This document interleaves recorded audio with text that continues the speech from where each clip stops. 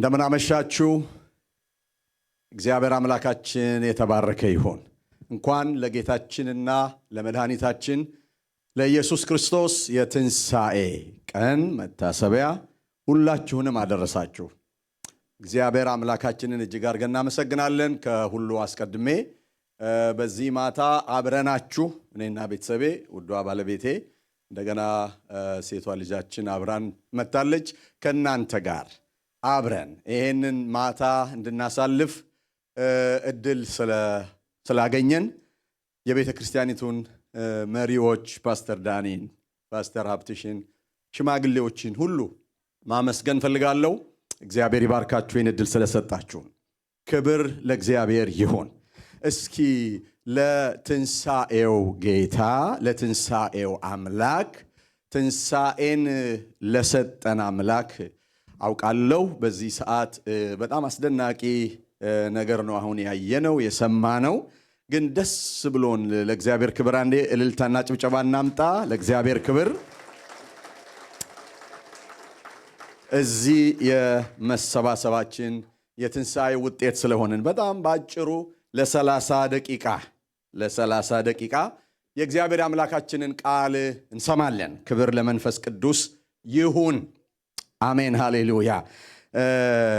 እግዚአብሔር ቃል አንድ 3 ክፍሎችን ቶሎ አነብና እግዚአብሔር በዚህ ማታ ለነፍሳችን የሚቀርልንን እውነት በልባችን እንዲያትማጭር ጸሎት አብረን እንጸልያለን። መጽሐፍ ቅዱስ ከያዛችሁ አንድ 3 ክፍል ቶሎ ብያነባለሁ። በጣም አጫጭር ነው። የሐዋርያው ጳውሎስ መልእክት ወደ ቆሮንቶስ ሰዎች አንደኛ ምዕራፍ 15 ላይ ምዕራፍ 15 ከ1 እስከ 19 ነው። ግን እኔ የምፈልገው ቁጥር ጊዜ ለመቆጠብ ከቁጥር 12 ጀምሮ ያለውን ሐሳብ ነው። ግን ቶሎ ብዬ ላንብበው።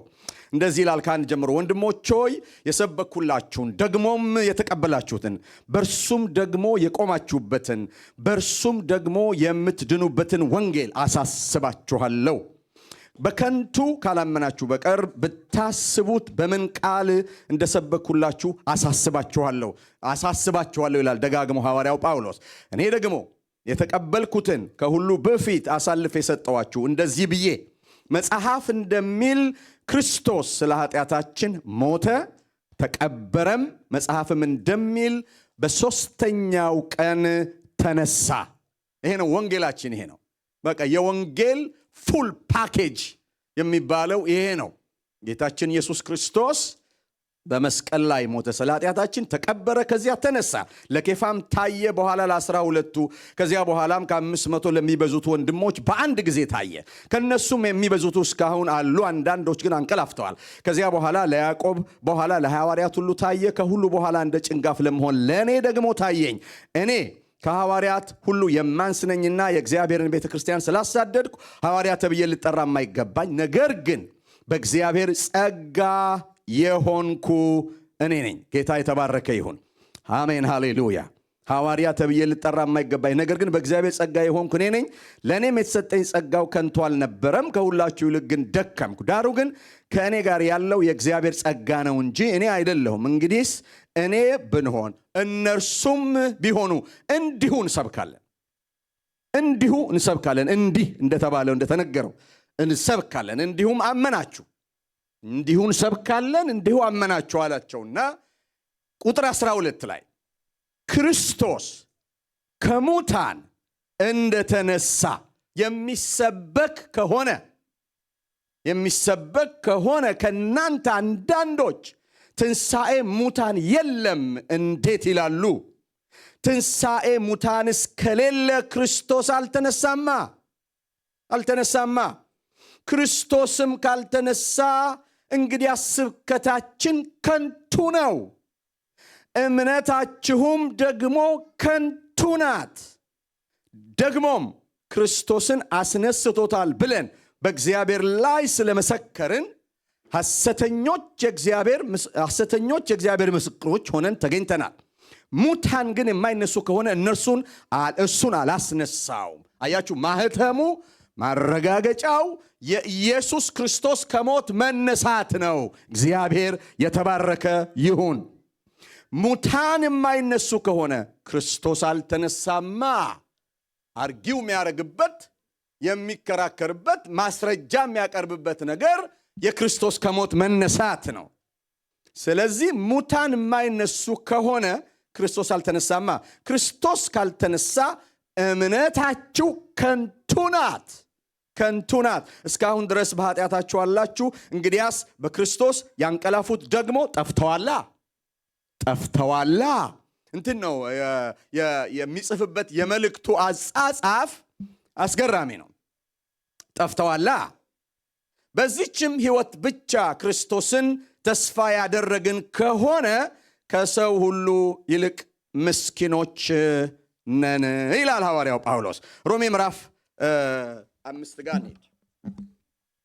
ሮሜ ምዕራፍ 5 ከ6 እስከ 11 ቶሎ ልበል። በዚች ሐሳብ ላይ ነው አጠር ያለች ነገር ለማካፈል በዚህ የተገኘሁት። ሮሜ ምዕራፍ 5 ከ6 እስከ 11 ገና ደካሞች ሳለን ክርስቶስ ዘመኑ ሲደርስ ስለ ኃጢአተኞች ሞቷል። ስለ ጻድቅ የሚሞት በጭንቅ ይገኛል። ስለ ቸር ሰው ግን ሊሞት እንኳን የሚደፍር ምናልባት ይገኝ ይሆናል። ነገር ግን ገና ኃጢአተኞች ሳለን ክርስቶስ ስለ እኛ ሞቷልና እግዚአብሔርም ለእኛ ያለውን የራሱን ፍቅር ያስረዳል። ይልቁንስ እንግዲህ አሁን በደሙ ከጸደቅን በእርሱ ከቁጣው እንድናለን። ጠላቶች ሳለን ከእግዚአብሔር ጋር በልጁ ሞት ከታረቅን፣ ይልቁንም ከታረቅን በኋላ በሕይወቱ እንድናለን። በሕይወቱ ማለት በትንሣኤው ማለት ነው። በሕይወቱ እንድናለን፣ ምክንያቱም ከሞት ተነስቷላ። በሕይወቱ እንድናለን። ይህ ብቻ አይደለም፣ ነገር ግን አሁን መታረቁን ባገኘንበት በጌታችን በኢየሱስ ክርስቶስ በኩል በእግዚአብሔር ደግሞ እንመካለን። ሮሜ ምዕራፍ 8 የመጨረሻው ጥቅሴ ሮሜ ምዕራፍ 8 ከ28 እስከ 30 በጣም የምናውቀው የመጽሐፍ ቅዱስ ክፍል እንደዚህ ይላል። እግዚአብሔርንም ለሚወዱት እንደ ሐሳቡ ለተጠሩት ነገር ሁሉ ለበጎ እንዲደረግ እናውቃለን። ልጁ በብዙ ወንድሞቹ መካከል በኩር ይሆን ዘንድ አስቀድሞ ያወቃቸውን የልጁን መልክ እንዲመስሉ አስቀድሞ ወስኗልና፣ አስቀድሞ የወሰናቸውን ጠራቸው፣ የጠራቸውን አጸደቃቸው፣ ያጸደቃቸውን አከበራቸው ይላል። ጌታ እንዲያስተምረን አጭር ጸሎት እንጸልይ። በሰማያት የምትኖር አባታችን ቅዱስ እግዚአብሔር እጅግ አድርገን እናመሰግንሃለን። ብዙ ምስጋናና ብዙ ክብር፣ ብዙ አምልኮና ብዙ ስግደት፣ ብዙ ሙገሳ የሚገባ ታላቅ አምላክ ስለሆንክ፣ ስለተሰጠን ታላቅ ስጦታ ስለ ልጅህ ስለ ኢየሱስ ክርስቶስ እናመሰግንሃለን። እነሆ በዚህ ምድር ላይ በምድር ተመላልሶ እንደ ሰው መጥቶ እንደ ሰው ተወልዶ በእኛ መንገድ በእኛ ጫማ ውስጥ እኛ በምናልፍበት መንገድ ውስጥ ሰው ሊመጣ በሚችልበት መንገድ መጥቶ በዚህ ምድር ስለተመላለሰ እናመሰግንሃለን። እነሆ ደግሞ የእኛን ኃጢአት ተሸክሞ በመስቀል ላይ ስለሞተ እናመሰግንሃለን። ስለተከፈለልን ታላቅ ዋጋ እናመሰግንሃለን። በመስቀል ላይ ስለፈሰሰልን ቅዱስና ክቡር ደም እናመሰግንሃለን። ስለ ነጻንበት፣ ስለተቀደስንበት፣ ስለጸደቅንበት ደም እናመሰግንሃለን። ስለ እሾህ አክሊልህ እናመሰግንሃለን። ተወጋው ጎንህ እናመሰግንሃለን። እነሆ ስለተቸነከሩት እጆች እናመሰግንሃለን።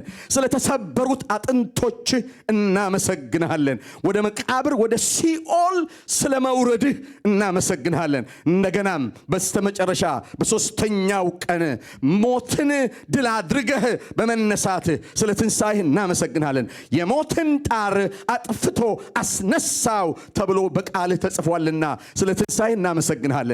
እኛን በዚህ ያለነው ወንድና ሴት ልጆችህን ከታናሽ እስከ ታላቅ ድረስ በዚህ አስገራሚ መለኮታዊ አደራረግ አዳንከን፣ ጠራህን፣ አጸደቅከን፣ አከበርከን፣ በቤትህ አኖርከን፣ ሾምከን። እናመሰግንሃለን። ሃሌሉያ፣ ሃሌሉያ፣ ሃሌሉያ፣ ሃሌሉያ፣ ሃሌሉያ። ነፍሳችን ተረድታ ታመሰግንሃለች። ውስጠታችን ገብቶት እናመሰግንሃለን። ዛሬ በዚህ ቀን ዛሬ ትንሣኤህን በምናስብበት ቀን አንዳች አምላካችን እግዚአብሔር ሆይ ሕይወታችንን የሚቀሰቅስ መንፈሳዊ ማንነታችንን እንደገና የሚቀሰቅስ ለሌላ ክብር የሚያስነሳ የሚያስሮጥ እንደገና ዳግም መምጣትህን የሚያስናፍቅ የክብር መንፈስ ያገኘን እጸልያለሁ። እጸልያለሁ። የክብር መንፈስ እንዲመጣብን እጸልያለሁ። የከበርንበት መንፈስ እንዲያገኘን እጸልያለሁ። ይሄ መንፈስ አሁን በመካከላችን ሙቭ እንዲያደርግ እጸልያለሁ። እርሱንና የትንሣኤውን ኃይል እንዳውቅ ብሏልና ባሪያ። አቤቱ አምላካችን ሆይ በቅዱሱ መንፈስ አማካኝነት ይሄን መረዳት ስጠን፣ ይሄን መገለጥ ስጠን፣ ይሄን መገለጥ አካፍለን። እኔ ደግሞ በዚህ የቆምኩትን ታናሽ ባሪያህን በዚህ ልቆም የማይገባኝን ምሕረትህ ያቆመኝን እንደገና እንድትረዳኝ እንደገና ደግሞ አንደበቴን በመክፈት ቃልን እንድናገር ድል ሰጥተኛል። አመሰግንሃለሁ። ሁሉ ለክብርህ ይሁን።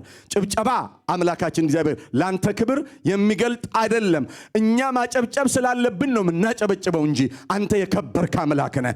እልልታችን ደስ ስላለን ፈንቅሎን ከውስጥ እልል እንላለን እንጂ አንተ በራስህ የከበርክ አምላክ ነህ። በስራ ከብረሃል። ነገር ግን አሁን ደስ ብሎን በጭብጨባና በእልልታ እናመሰግንሃለን። እንደገና አስበን እናመሰግንሃለን። እንደገና ደስ ብሎን እናመሰግንሃለን። መዳናችንን አስበን እናመሰግንሃለን። መጽደቃችንን አስበን እናመሰግንሃለን። ክብር በሰማይና በምድር ላንተ ይሁን። አሜን አሜን። የትንሣኤው ኃይል በሚል አጭር ሐሳብ ነው የምናገረው። እንግዲህ ወዳጆቼ በክርስትና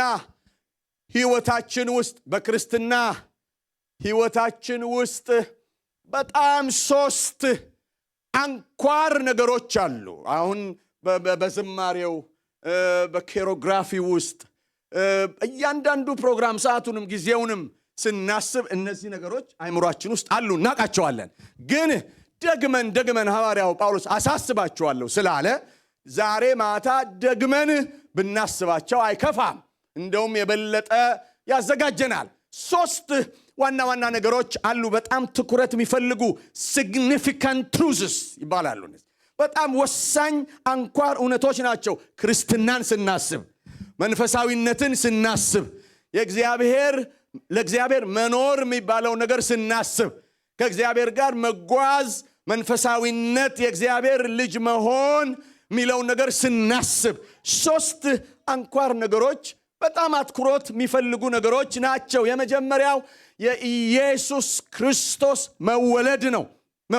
ቅድም ፓስተር ዳኒ ሲናገር ነበር። የክርስቶስ ኢየሱስ መወለድ ነው። ቃል ሥጋ መሆኑ ነው። ቃል ሥጋ ሆነ ይላል መጽሐፍ ቅዱስ። ቃል ሥጋ ሆነ። በመጀመሪያ ቃል ነበር፣ ቃልም በእግዚአብሔር ዘንድ ነበር፣ ቃልም እግዚአብሔር ነበር ይላል። ያ እግዚአብሔር የነበረው ቃል ነው ሥጋ የሆነው። ይሄ በጣም ታላቅ ምስጢር ነው። በዚህች አጭር ደቂቃ የሚብራራ በዚህች አጭር ደቂቃ የሚነገር አይደለም። እግዚአብሔር መንፈስ እንዲገልጥልን በእውነት ማሰብ ያለብን ነገር ቢኖር አምላክ ሰው ሆነ፣ በምድር ላይ ተመላለሰ።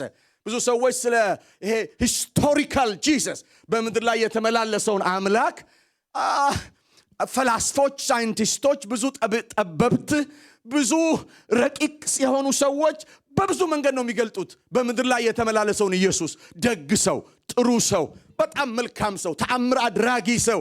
ነገር ግን ነገሩ ከዛ ያልፋል። ምክንያቱም የጌታችን የኢየሱስ ክርስቶስ መወለድ ሂዝ ኢንካርኔሽን ሥጋ መልበሱ አሁን እኔ ዛሬ ከምናገረው መልእክት ጋር ዳግም የመወለዳችን ማህተም ነው። ዳግም የመወለዳችን ማህተም ነው። አሜን አሜን። ዳግም የመወለዳችን ማህተም ነው። ምክንያቱስ ማህተም ነው፣ ማረጋገጫ ነው። እኛ የሰው ልጆች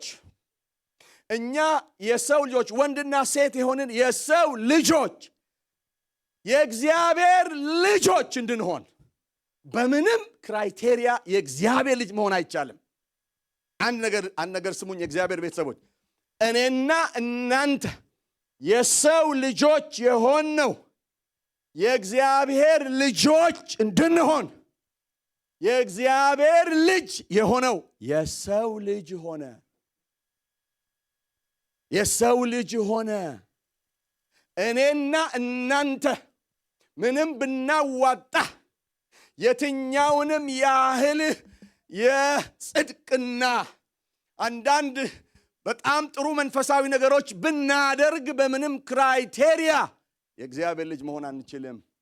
እሱ ወርዶ እሱ ሥጋ ለብሶ የመጨረሻውን ውርደት ተዋርዶ ሰው ሆኖ ወደ ሞት ዓለም ገብቶ ሞት የሚባለውን ነገር ለመቅመስ ሰው መሆን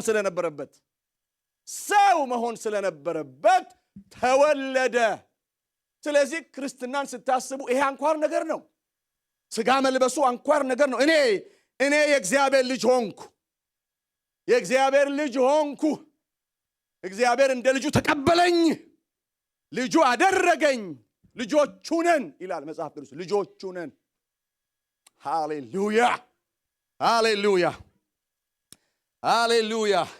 ሁለተኛው አንኳር ነገር የኢየሱስ ክርስቶስ ሞት ነው። the days of Jesus Christ ሞት ነው። ይሄ ደግሞ the days of Jesus Christ is the seal of our justification. የኢየሱስ ክርስቶስ ሞት የመጽደቃችን ማህተም ነው። ሃሌሉያ። የኢየሱስ ክርስቶስ ሞት የመጽደቃችን ማህተም ነው። የኢየሱስ ክርስቶስ መወለድ የኔና የናንተ የዳግም መወለድ ማህተም ነው። ዳግም ተወልደናል። ወደ እግዚአብሔር መንግስት የገባነው በዳግም መወለድ ነው። ወደ እግዚአብሔር መንግስት ጆይን ያደረግነው፣ ወደ እግዚአብሔር መንግስት የገባነው በዳግም መወለድ ነው። መጽሐፍ ቅዱስ አንብበን አይደለም። ዳግመኛ ተወልደን ነው የገባነው። ምክንያቱም ሙታን ነበርና፣ በበደላችሁና በኃጢአታችሁ ሙታን ነበራችሁ ይላል መጽሐፍ ቅዱስ።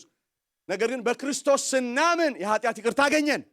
እግዚአብሔር ኃጢአታችንን ክቡር በሆነው በልጁ በኢየሱስ ክርስቶስ ደም አጠበው፣ አነጻው። አሜን ይባላል።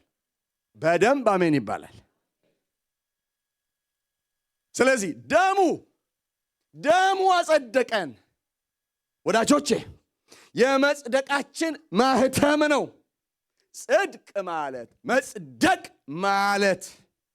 መጽደቅ ማለት ከፍርድና ከኩነኔ ነፃ መውጣት ማለት ነው። ዳግመኛ አይፈረድባቸውም ማለት ነው። ለዚህ ነው ሮሜ ምዕራፍ 8 ቁጥር 1 የእግዚአብሔር ቃል እንደዚህ ይላል፣ እነሆ በክርስቶስ ኢየሱስ ላሉት አሁን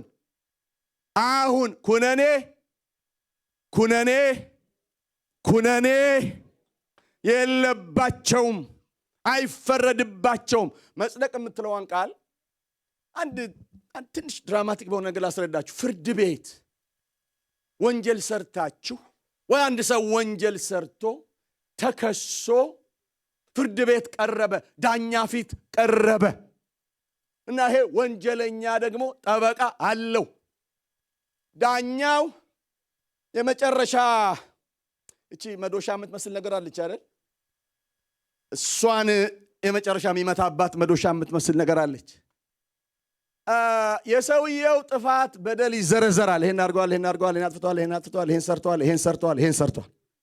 ስለዚህ ቅጣቱ ኦልሬዲ ተቀምጧል። ዳኛው ሊፈርድ ነው እና በዚህ መካከል ጠበቃው ይነሳና የሱ ልክ በእኛ ሀገር ፍርድ ቤት ጠበቃው ያው ይሄን አላደረገም ብሎ ነው ጥብቅና ይቆማል።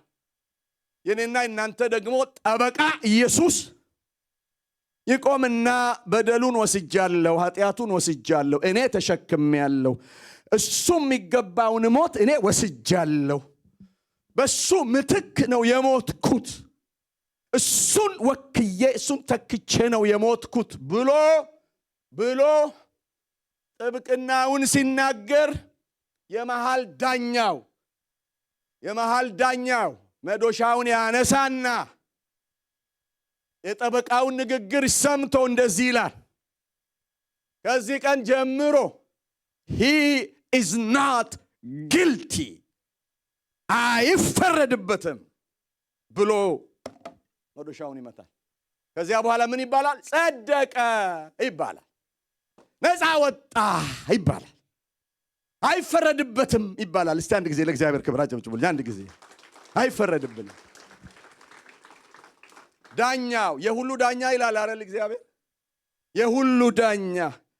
ስለዚህ የመጽደቃችን ማህተም ነው። ከእግዚአብሔር ጋር የመታረቃችን ከእግዚአብሔር ጋር የመዋሃዳችን የመታረቃችን በእግዚአብሔር ዘንድ ተቀባይነት የማግኘታችን ማህተም ነው ሞቱ።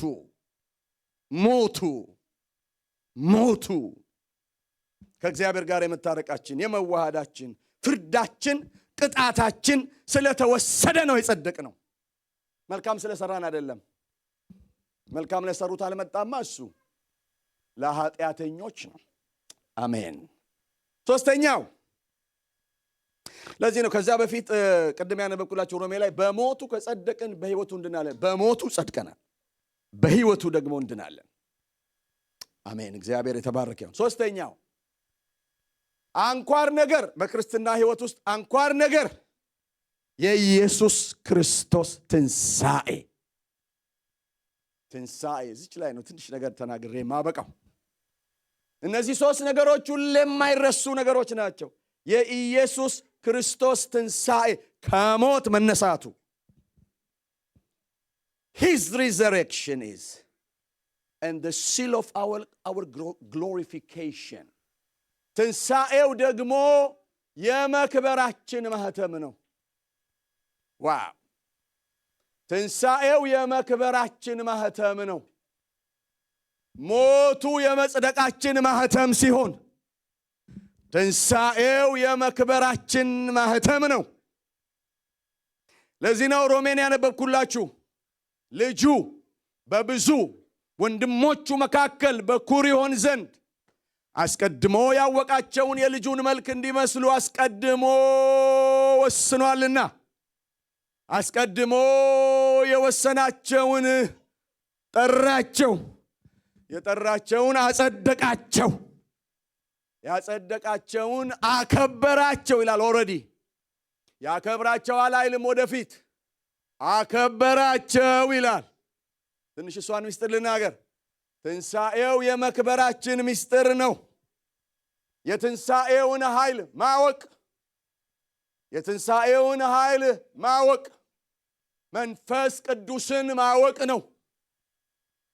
ምክንያቱም እግዚአብሔር አብ ኢየሱስን ከሞት ያስነሳው በመንፈስ ቅዱስ አማካኝነት ነው። በመንፈስ ቅዱስ አማካኝነት ነው ከሞት ያስነሳው። መንፈስ ቅዱስ ሌላ ስሙ የክብር መንፈስ ይባላል። እስቲ የክብር መንፈስ በሉ አንዴ፣ ድገሙ፣ ግድ የለም አንድ ጊዜ። የክብር መንፈስ ይባላል። ምን ማለት? የሚያከብር ማለት ነው። ክብርን የሚገልጥ ማለት ነው። እሺ ይሄን ስሙን። የትንሣኤውን ኃይል ማወቅ ማለት መንፈስ ቅዱስን ማወቅ ማለት ነው። ምክንያቱም መንፈስ ቅዱስ የወረደው፣ መንፈስ ቅዱስ የመጣው፣ መንፈስ ቅዱስ ከአብ ተልኮ የመጣው ኢየሱስ ክርስቶስን ሊያከብር ነው። ትዝ ይላችኋል ዮሐንስ ወንጌል ምዕራፍ 10 ላይ ስታነቡ እርሱ ግን ያከብረኛል አለ። እግዚአብሔር የተባረከ ይሁን። እሱ ግን ምን ያደርገኛል? ያከብረኛል። ማ? መንፈስ ቅዱስ። ስለዚህ እንዲመጣ ጸልዩ። እኔ ብሄድ ይሻላል፣ እኔ ካልሄድኩ አጽናኙ አይመጣም። እሱ በመጣ ጊዜ ወደ እውነት ሁሉ ይመራችኋል፣ ለእኔ ካለኝ ወስዶ ይነግራችኋል። ከአገልግሎቶቹ ካለው ኃላፊነቶቹ ሲዘረዝር ኢየሱስ እኔ ካለኝ ያስተምራችኋል፣ ወደ እውነት ሁሉ ይመራችኋል ያለ፣ እሱም ያከብረኛል። ኢየሱስን ያከበረው መንፈስ ቅዱስ ነው። እሺ አንድ ጥቅስ ላሳያችሁ። ዮሐንስ ወንጌል ምዕራፍ 7 ላይ ምዕራፍ 7 ከቁጥር 39 ጀምሮ ስታነቡ እንደዚህ ይላል። ከባሉ በኋላኛው በታላቁ ቀን ኢየሱስ ክርስቶስ ቆሞ ማንም የተጠማ ቢኖር ወደ እኔ ይምጣ፣ ከዚያስ ይጠጣ። መጽሐፍ እንዳለ የሕይወት ውሃ ወንዝ ከሆዱ ይፈልቃል ብሎ ጮኸ ይላል። ብሎ ጮኸ። ይህንንም ኢየሱስ የተናገረው ስለ መንፈስ ቅዱስ ነው። በእርሱ የሚያምኑት ሊቀበሉት ስላላቸው ስለ መንፈስ ተናገረ ይላል። ቀጥሎ ያለችው ቃል ኢየሱስ ስላልከበረ መንፈስ ቅዱስ አልወረደም ነበርና ይላል። ሉክ ኢየሱስ ስላልከበረ ምን ማለት ነው? መክበር አንድ መንፈሳዊ ስታተስ ነው። መክበር አንድ በመንፈሳዊ ዓለም ሊከናወን ያለ ታላቅ መንፈሳዊ ምስጢር ነው። እሱማ የዘላለም አምላክ ነው እኮ። እሱማ እኮ የተዋረደው እኛን ለማንሳት፣ እኛን ለማክበር፣ እኛን ወደ ዘላለም መንግሥት ለማምጣት ነው እኮ የተዋረደው እንጂ እሱማ የከበረ አምላክ እኮ ነው። የከበረ አምላክ ነው። የዘላለም አምላክ ነው። ግን ምን ማለቱ ነው ዮሐንስ? ኢየሱስ ስላልከበረ ማለት ምን ማለት ነው? ለካ ዋው ሃሌሉያ!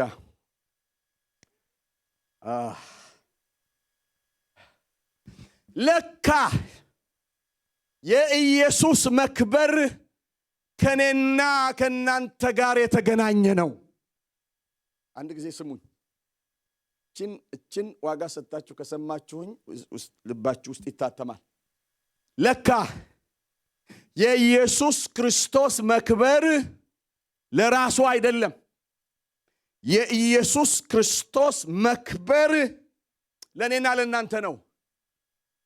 በመወለዱ እኛ በዳግም መወለድ ያገኘነው መንፈሳዊ ማንነት፣ የእግዚአብሔር ልጅነት፣ በመስቀል ላይ በተሰራና በተከፈለልን ዋጋ ያገኘነው የጽድቅ ሕይወት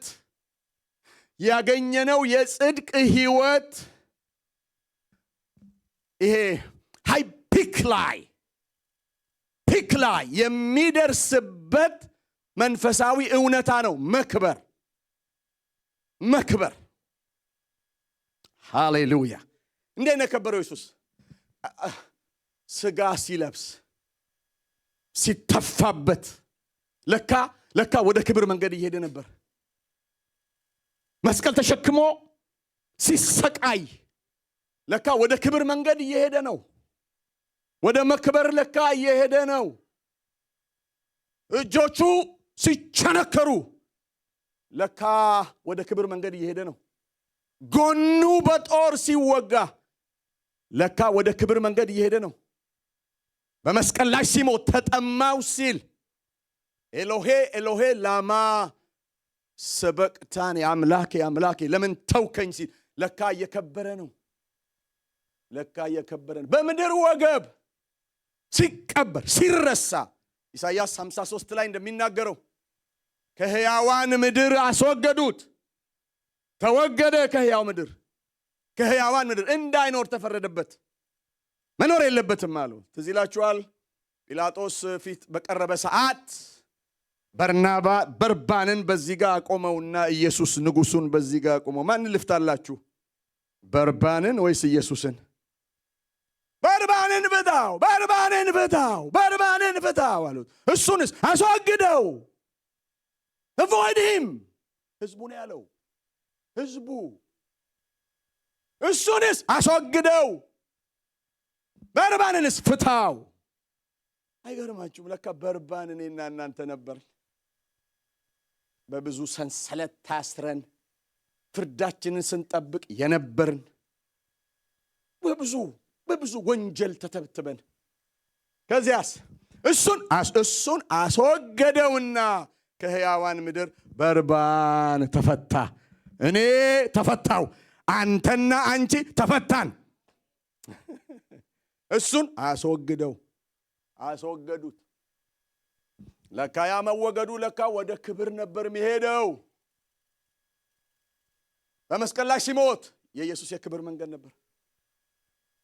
የመጨረሻው ፒክ ፖይንት ከሞት ሲነሳ መንፈስ ቅዱስ ይጠብቅ የነበረው ኢየሱስ እስኪከብር ነው።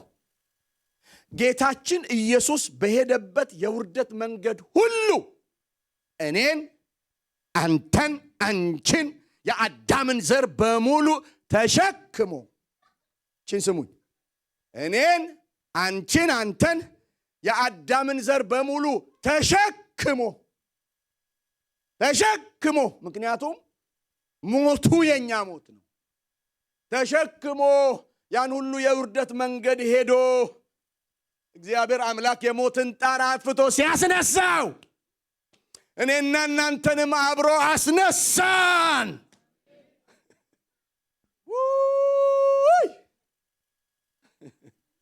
አስነሳን። ልክ በእርሱ ትንሣኤ እኔና እናንተም ከሞት ለመነሳታችን ማረጋገጫ መንፈስ ቅዱስ ወረደ። በማ ላይ? በሰው በሥጋ ለባሽ ሁሉ ላይ ቅዱስ የሆነው አምላክ በሰው ውስጥ ለማደር ያውም ለመቼስ ለዘላለም ለአንድ ቀን አይደለም። በብሉይ ኪዳን እንደምታውቁት መንፈስ ቅዱስ ለሆነ አይዲያ፣ ለሆነ ጊዜ፣ ለሆነ ስራ፣ ለሆነ ዓላማ ይመጣና ካህናት ላይ፣ ነገስታት ላይ፣ ነቢያት ላይ ይመጣል። ስራ ሰርቶ ይሄዳል። አይኖርም ውስጣቸው፣ አይቀመጥም ውስጣቸው፣ አያድርም ውስጣቸው ፎር ኤተርኒቲ። አሁንስ ለማደር መጣ። አምላክ የሆነው መንፈስ ቅዱስ በእኔ ውስጥ ለማደር። ለመንፈስ ቅዱስ አንድ ጊዜ አጨብጭቡ። በእኔ ውስጥ ለማደር ጂሰስ በእኔ ውስጥ ለማደር ቅዱስ የሆነው አምላክ፣ ታላቅ አምላክ፣ ኃያል አምላክ፣ የዘላለም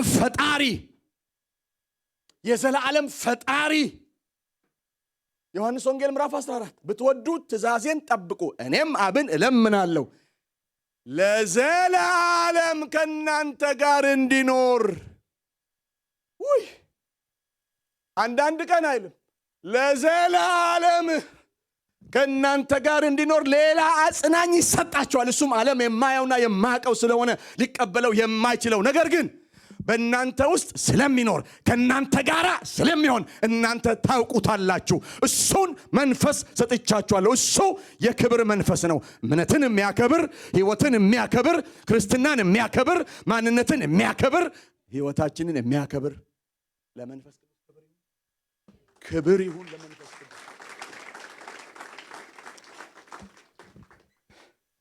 የትንሣኤው መንፈስ ኢየሱስ ስላልከበረ መንፈስ ቅዱስ አልወረደም ነበር ይላል።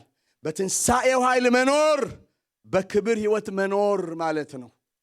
በክብር ሕይወት መኖር ማለት እቺን ስሙኝ። በክብር ሕይወት መኖር ማለት ደግሞ በመንፈስ ቅዱስ ሙላት መኖር ማለት ነው። በክብር ሕይወት መኖር ማለት በመንፈስ ቅዱስ ሙላት መኖር ማለት ነው። የመንፈስ ቅዱስ ሙላት ኖት ሃፍ ኖት የተወሰነ ሙላት። ዛሬ አሁን ያለንበት ዘመን በጣም አስቸጋሪ ዘመን ነው። ታውቃላችሁ፣ የመጨረሻ ዘመን ነው። በየጊዜው የምንሰማው ነገር፣ በየጊዜው ጠዋት ስንነጋ የምንሰማው ነገር ምንም ሴኪውር የሚያደርግ አይደለም። እንደውም አሁን ዝም ብላችሁ ዜና ስትሰሙ፣ ሚዲያ ላይ ስትሰሙ በቃ ልንነጠቅ ነው፣ ጌታ ኢየሱስ ሊመጣ ነው፣ የመጨረሻው ዘመን ነው። ኤቭሪዋን የዚህ ዓለም ሚዲያ ምናምን በሙሉ እሱ ነው የሚያወሩት። ግን የመንፈስ ቅዱስ ሙላት ነው የሚያጽናናን። የመንፈስ ቅዱስ ሙላት ነው በደስታ የሚያኖረን። የመንፈስ ቅዱስ ሙላት ነው በትጋት የሚያኖረን። በማይመች ዓለም ውስጥ የመንፈስ ቅዱስ ሙላት ነው አቅም የሚሰጠን። እግዚአብሔር የተባረከ ይሁን። አሜን። እግዚአብሔር የተባረከ ይሁን። አሜን። የመጨረሻዋን በ5 ደቂቃ ውስጥ በትንሣኤው ምክንያት የክብር ሕይወት ስንኖር 3 ነገሮችን በሚገባ እንድናስተውል አደራ ለማለት ፈልጋለሁ። በትንሣኤው መንፈስ፣ በትንሣኤው ኃይል፣ በትንሣኤው ምክንያት የክብር ሕይወት ስንኖር እነዚህን 3 ነገሮች በሚገባ ማስተዋል አለብን። ይሄን አንደኛ ቆሮንቶስ ምዕራፍ 15 አንብቤላችኋለሁ። አሁን ደግሜ ያላነብም ሰዓት ለመቆጠብ ስንኖር ጳውሎስ እዛ ጋር በጣም እንደ መከራከሪያ ወይ ደግሞ እንደ ቻሌንጅ እያረጋቸው የጠቀሳቸው 3 ቁልፍ ነገሮች አሉ። እነሱን ነው የምናገረው። በትንሣኤው ምክንያት የክብር ሕይወት ስንኖር እነዚህን 3 ነገሮች በሚገባ ማስተዋል አለብን። አንደኛ ክርስቶስ ኢየሱስ ከሙታን በመነሳቱ ስብከታችን ከንቱ አለመሆኑን ማስተዋል አለብን። አሜን። ስብከታችን ከንቱ አለመሆኑን ስብከታችን ከንቱ አይደለም። አሜን በሉ በእናታችሁ። ስብከታችን ከንቱ አለመሆኑን ማስተዋል አለብን። ዓለም ስብከታችንን ከንቱ ለማድረግ የዚህ ዓለም መንፈስ የምናወራው ተረት ተረት እንደሆነ ዝም ብሎ በባዶ ሜዳ የምንጮህ ነው የሚመስላት ዓለም። አንዳንድ ጊዜ ራሳችን ይሄ እንትኑ ሰርቴኒቲው ይጠፋብናል፣ እርግጠኛነቱ ይጠፋብናል ብዙ ጫና ሲበዛ። ስብከታችን ግን ከንቱ አይደለም። እግዚአብሔር ነው ፈዋሽ፣ እሱ ነው አዳኝ፣ እሱ ነው እውነት፣ መንገድ፣ ሕይወት ያለው። ከንቱ አይደለም። አሜን በሏ። ራሱ ምንድነው ስብከታችን? ራሱ እግዚአብሔር። ምንድነው ስብከታችን? የእግዚአብሔር ቃል። ሐዋርያው ጳውሎስ ለቆላስያስ አማኞች ሲጽፍ የምንሰብከው እርሱን ነው ይላል። የእግዚአብሔርን ቃል፣ ያ የእግዚአብሔር ቃል ኢየሱስ ክርስቶስ ነው። የምንሰብከው እርሱ ነው ይላል። ስለዚህ ከንቱ አይደለም። ሚሰማን ቢኖር ማይሰማን ባይኖር እንሰብካለን። ሚቀበለን ቢኖር ማይቀበለን እንሰብካለን። ከንቱ አይደለም ስብከታችን። ውጤት ያመጣል። ስራ ይሄው እኛን ሁሉ አመጣን። የሞኝነት ስብከት አላመጣንም። ታዲያ ገና ዓለምን ያመጣል። ገና አመፀኛውን ያመጣል። ገና የማይቀበለውን ያመጣል። እኔ በምሰራበት ስራ ያው ጌታ ይባረክ ራይድና ሊፍት ስሰራ በዚህ 1 ዓመት ከ6 ወር ውስጥ ወደ 15000 ሰው ራይድ ሰጥቻለሁ። 15000 ሰው። በዚህ 15000 ሰው ራይድ ሰጥ ጌታ አንድ ቀን ወቅት ላይ የሆነ ኮንሸስ አደረገኝና ቢያንስ በአንድ ቀን ለአንድ ሰው ወንጌል ሳትናገር እንዳትውል አለኝ። ጀመርኩ። ቢያንስ ለአንድ ቀን ወንጌል ሳልናገር ወርጄ አላቅም። በጣም ብዙ ሰው ሰምቶኛል። አላቃቸውም የት እንዳሉ። አሁን ጌታን የተቀበለ ሰው አለ። ግን ደስ ይለኛል። ምክንያቱ ከንቱ አይደለም ስብከቴ። ሊቀበለኝ ይችላል፣ ላይቀበለኝ ይችላል፣ ዲፌንድ ሊያደርግ ይችላል። ስብከቴ ግን ከንቱ እንዳልሆነ እኔ እርግጠኛ ነኝ። ለምን? የተሰራ እውነት ነዋ። የተከፈለው ዋጋ እውነት ነዋ። ኢየሱስ እውነት ነዋ። ደሙ እውነት ነዋ። እውነት ነዋ። ስብከታችን ከንቱ እንዳልሆነ እናስተውል። ስለዚህ እንስበክ፣ እንናገር፣ እንስበክ። የእግዚአብሔር መንግስት ነው ስብከታችን። ሐዋርያት ሥራ ምዕራፍ 28 ሐዋርያት ሥራ ምዕራፍ 8 ሂዱ። ፊልጶስ ወደ ሰማርያ ከተማ ገብቶ ክርስቶስን ሰበከላቸው ይላል። ስብከታችን ክርስቶስ ነው። ስብከታችን የእግዚአብሔር ስም ነው። የኢየሱስ ስም ነው ስብከታችን። ራሱ ስሙ ነው። የእግዚአብሔርን መንግስትና የኢየሱስን ስም እየሰበከላቸው ይላል። ምንድነው ስብከታችን? ስለ ስሙ እንዳታፍሩ ስበኩ። ስብከታችን ከንቱ አይደለም። ስሙ ነው ስብከታችን። ዋው ሃሌሉያ። ሁለተኛው ኢየሱስ ክርስቶስ ከሞት በመነሳቱ እምነታችን ከንቱ አይደለም። እምነታችን ከንቱ አይደለም። እምነታችንን ሕያው አድርጎታል። እምነታችንን ሪል አድርጎታል። እምነታችንን ኮንፊደንሻል አድርጎታል። እምነታችን ከንቱ አይደለም። ምን ማለት ነው? እምነታችን ከንቱ ወዳጆች፣ በተቃራኒው ላሳያችሁ። እምነታችን ከንቱ ነው ማለት እምነት ከንቱ ነው ሲባል ምን ማለት ነው? ወደዚህ እምነት ከንቱ ሆነ ሲባል ምን ማለት ነው? ይኸው እምነት ከንቱ ነው ማለት ኢማጂነሪ ነው ማለት ነው። ማለት ሐሳብ ብቻ የማይጨበጥ አካላዊ እውነታ የሌለው ነው ማለት ነው። እምነት ከንቱ ነው ሲባል ግን ይገርማችኋል፣ የኔና የናንተ እምነት ኢማጂነሪ አይደለም። ዝም ብሎ ሐሳብ አይደለም። የሰው የአእምሮ ውጤት አይደለም። የሰው የአእምሮ ፈጠራ አይደለም። የሆኑ ሰዎች ተሰባስበው የሃይማኖት ሊቃውንት ተሰባስበው እንደዚህ የሚባል ፕሮቴስታንት የሚባል ሃይማኖት እንፍጠር ብለው የፈጠሩት አይደለም። ኢማጂነሪ አይደለም። በኢየሱስ ክርስቶስ ሞትና ትንሣኤ ላይ የተመሰረተ እውነት ነው። አንድ ሰው አሜን አይለኝም። አንድ ሰው ኢማጂነሪ ነው ማለት ነው። እምነታችን ከንቱ ነው ማለት ሁለተኛው it is unfounded ነው ማለት ነው። ምን ማለት ነው? መሰረት የሌለው መሰረት የለሽ ነው ማለት ነው። ይገርማችኋል፣ የኔና የናንተ እምነት ግን የተደላደለ መሰረት አለው። የማይናወጥ መሰረት አለው። ለዘላለም የጸና መሰረት አለው። ዓለም ሁሉ ባያምነው፣ ዓለም ሁሉ ባይቀበለው ጽኑ መሰረት አለው። እሱም የኢየሱስ ክርስቶስ ሞትና ትንሣኤ ነው። የእግዚአብሔር ቤት መሰረት፣ የእውነትና አምድ መሰረት የክርስቶስ ኢየሱስ የመስቀል ሥራ የኔ የእምነቴ መሰረት ነው። ብቻዬን ዓለም ላይ ብኖር፣ ማንም ሰው ባይኖር በዚህ እምነት ሕያው ሆኖ መኖር ይቻላል። እስቲ ለእግዚአብሔር ክብር አንድ ጊዜ come on እምነት ከንቱ ነው ማለት it's unfounded መሰረት የለሽ ነው ማለት ነው። ሶስተኛው እምነት ከንቱ ነው ማለት devoid of value and benefit ማለት ዋጋና ጥቅም አልባ ነው ማለት ነው። እንዴ ነገር ግን እኮ እምነታችን እኮ ትልቅ ጥቅም አምጥቶልናል። ትልቅ ዋጋ እኮ አለው። በጣም ትልቅ ዋጋ አለው። እስቲ እምነቴ ታላቅ ዋጋ አለው በሉኛ እንዴ። እምነቴ ታላቅ ዋጋ አለው የለውም? ነገር ግን እምነታችን ታላቅ ዋጋ አለው። ዋጋው ምንድነው? እስከ መጨረሻ በመጽናት የእግዚአብሔርን መንግስት መውረስ፣ እስከ መጨረሻ በእምነት በመጽናት እግዚአብሔር ራሱን መውረስ፣ እስከ መጨረሻ በመጽናት የዘላለምን ክብር ማግኘት፣ ታላቅ ሽልማት ማግኘት። በእምነት የጸኑትን ብፁዓን እንላቸዋለን። ብፅዕና የሚባል በረከት አለው። በመጨረሻ በዚህ ዓለም በተለያየ ፈተናና ተግዳሮት ውስጥ ስናልፍ እንጽና። የምንጸናው በእምነት ነው። ምን ቆመው በእምነት ነው።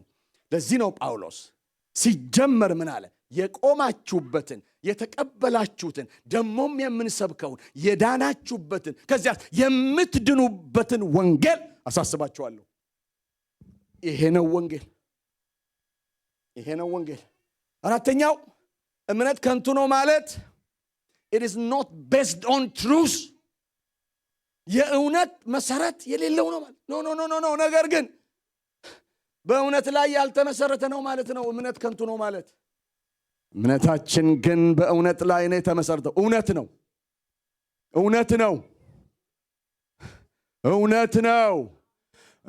እውነት እላችኋለሁ ብሎ ነው የጠራን ኢየሱስ።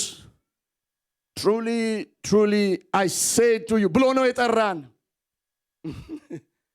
እውነት ወደ እኔ ኑ ብሎ ነው የጠራን። እውነት ነው እሱ ራሱ። ምክንያቱም እሱ እውነት አይደለም ያለው፣ ራሱ እውነት ነው። ዮሐንስ ወንጌል ምዕራፍ 14:6 እንደምታውቁት እኔ እውነት ሕይወት መንገድ ነኝ ነው ያለው። አለኝ አላለም። እኔ እውነት አለኝ አይደለም ያለው፣ ነኝ ነው ያለው። እውነት ነው ኢየሱስ፣ እውነት ነው። ሃሌሉያ። ሶስተኛውና የመጨረሻው የኢየሱስ ክርስቶስ ከሙታን በመነሳቱ ያገኘነው የኃጢአት ይቅርታና ነፃነት እርግጥ መሆኑን ማስተዋል አለብን። ስብከታችን ከንቱ አለመሆኑን ማስተዋል አለብን። እምነታችን ከንቱ አለመሆኑን ማስተዋል አለብን። ሶስተኛው ያገኘነው የኃጢአት ይቅርታ፣ ያገኘነው ነፃነት deliverance ያገኘነው የኃጢአት ይቅርታ forgiveness እርግጥና ጽኑ ነው። ኢየሱስ ተነስቷል። ለዚህ ነው ኢየሱስ ተነስቷል የምንለው። ደስ ብሎን እንደው በዓመት አንድ ጊዜ መተን የምናውጀው አዋጅ ብቻ አይደለም።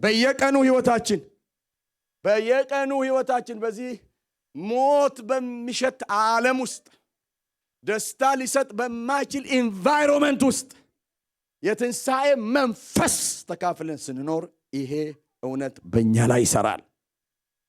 ስለዚህ ይህችን 3 ነገር ላሳስባችሁ አደራም ልበላችሁና አንድ ጸሎት ጸልዬ ነው መጨረስ የምፈልገው።